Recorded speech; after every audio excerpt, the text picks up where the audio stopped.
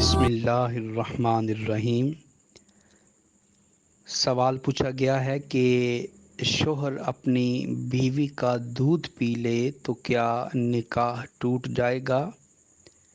جواب یہ ہے کہ نہیں ٹوٹے گا۔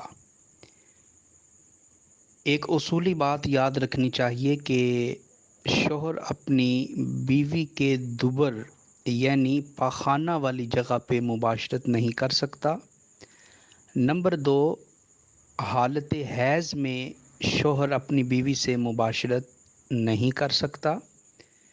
ان 2 حالتوں کے علاوہ شوہر اپنی بیوی کے پورے وجود سے تمتع یعنی نفع اٹھا سکتا ہے، مگر اس عمل کے دوران شوہر کے حلق میں اگر غلطی سے یا قصداً بھی دودھ کے چند ایک قطرات اتر گئے تو اس سے نکاح کے اوپر کوئی اثر نہیں پڑتا، اس لیے کہ جو رضاعت کا مسئلہ ہے وہ 2 سال تک کی عمر کے لیے ہے، یعنی کوئی بچہ یا بچی 2 سال کی عمر کے اندر کسی عورت کا دودھ پی لیں تو یہاں مسئلہ رضاعت کی روح سے رضاعت کا رشتہ ثابت ہوتا ہے۔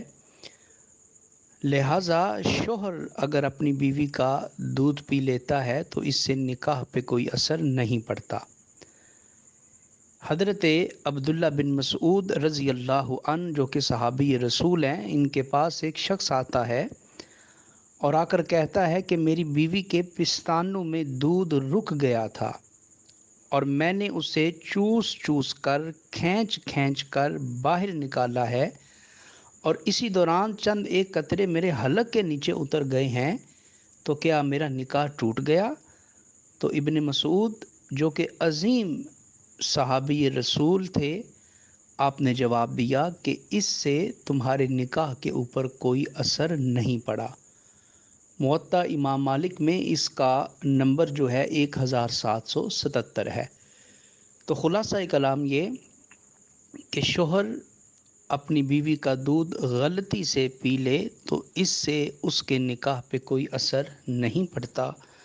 واللہ اعلم بالصواب۔